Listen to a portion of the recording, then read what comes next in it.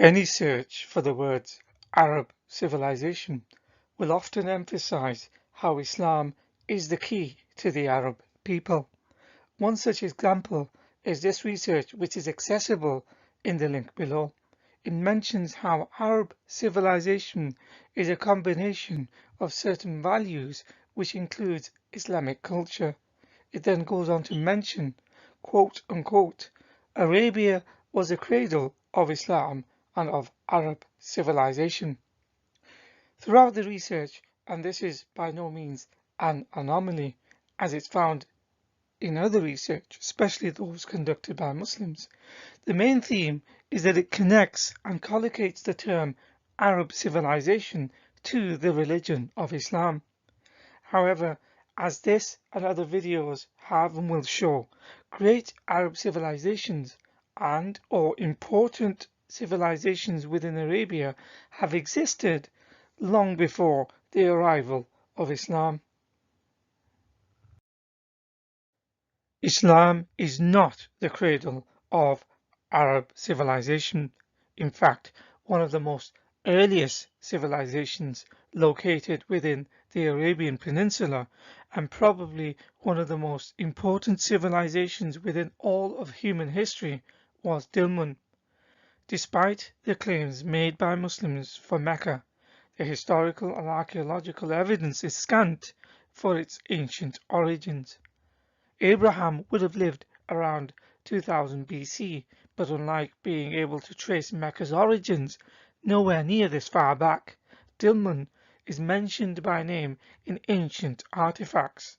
For example, dated to around 2520 BC on the door socket of Unanshi, it mentions Dilmun as a trading center. The relevant section enlarged from the socket in the cuneiform reads, quote, the ships of Dilmun brought him wood as a tribute from foreign lands, unquote. This is because Dilmun was an important trading center in Arabia, and at the height of its power it controlled the Persian Gulf trading routes.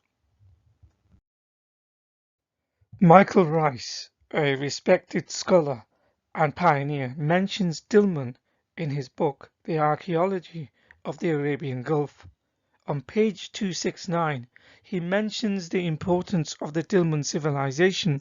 He talks about the Sumerian trade with Dilmun, along with the aforementioned translation of the inscription of the door socket of Unanshi. In the Britannica, it mentions how Dilmun was a commercial center found within Sumerian economic texts, going as far back as 3000 BC, transporting copper and a variety of other goods, including precious stones and agricultural products.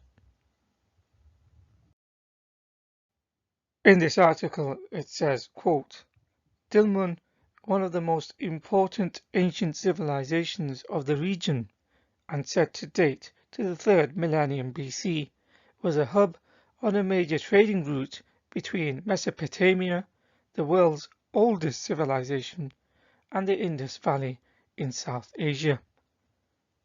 The full link is below. Testament to their contribution not only to civilization within the Arabian Peninsula, but to human civilization as a whole. A concept everyone still uses today and takes for granted. Over 4,000 years ago, they introduced the concept of a receipt after purchasing goods. Shown here in this clay tablet, it lists clothing along with their prices. It also represents one of the oldest known examples of writing in human history. In the already cited book by Michael Rice, he describes such was the prosperity of Dilmun, the ancient Sumerians wrote poetry about it. Dilmun was described as a place of joy, peace, abundance, a holy place where the gods would meet. And on pages 144 to 145, Dilmun is described as the Holy Land, going on to say the first land in the world to be accorded this sacred character.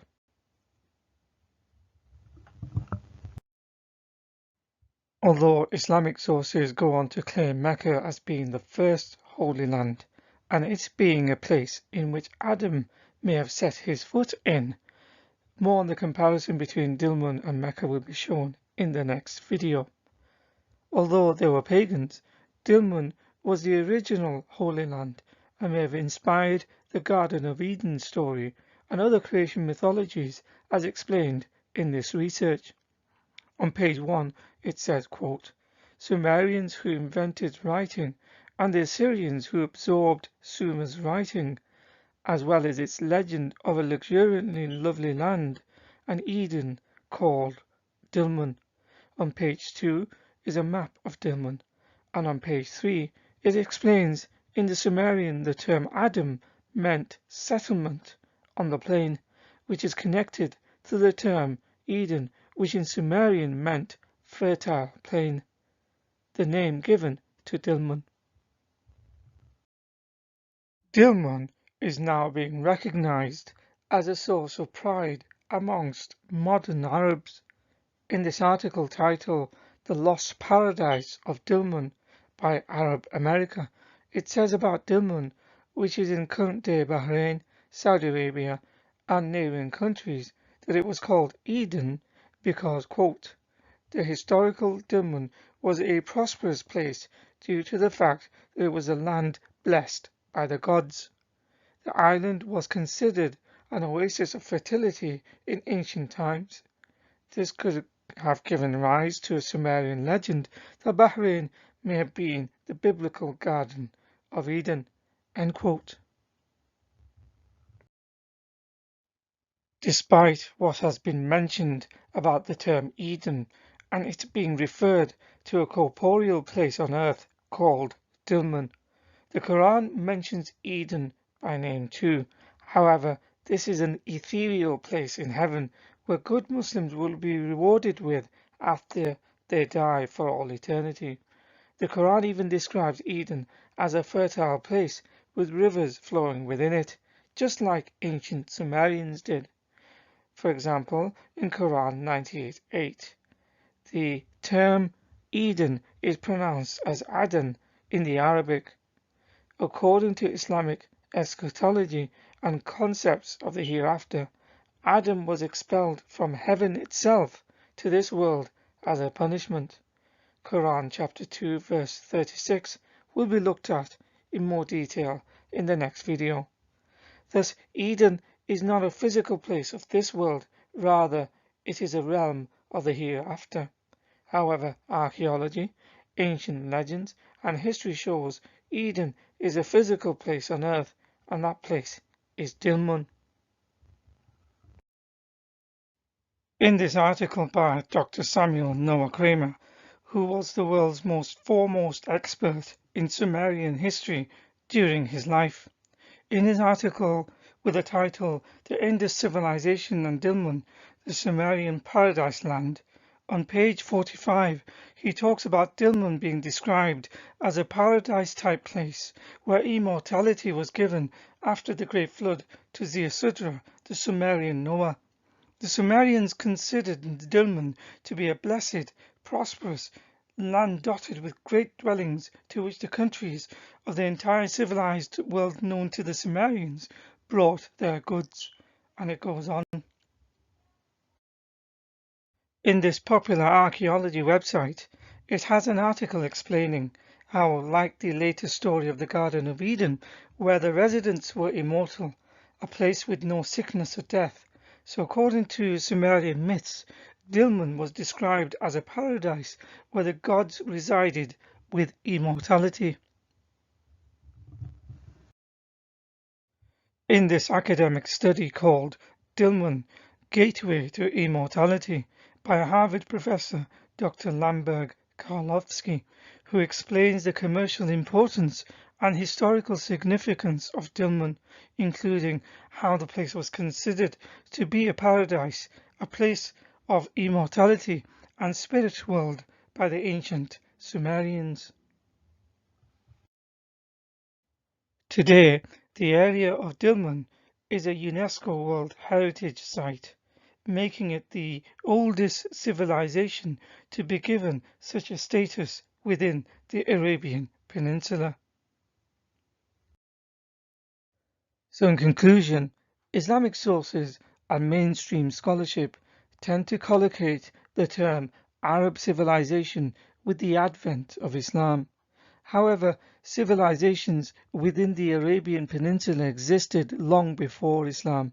For example, Dilmun was probably one of the first and most important civilizations within all of human history. The people of Dilmun were highly successful in trade, prosperous, and responsible for the concept of the receipt and early writing, along with inspiring stories to do with the creation of the first man, Garden of Eden, and Noah's flood. These are ideas that have stood the test of time and have infiltrated to other cultures and religions, including Islam. According to Islamic teachings, Eden is a heavenly place found within the afterlife wherein rivers flow. However, archaeology suggests Eden is a place on earth, that being Dilmun. It was called Eden because of its fertile land, prosperity, and a sacred land for the gods that resided there for eternity. Some of the historical evidence for Dilmun, such as its importance as a trading center, prosperity, sacred land, a sort of heavenly place connected to Adam, later came to be applied to Mecca thousands of years later. In the next video, a comparison will be made between Mecca and Dilmun to see if there is any veracity to the Islamic claims.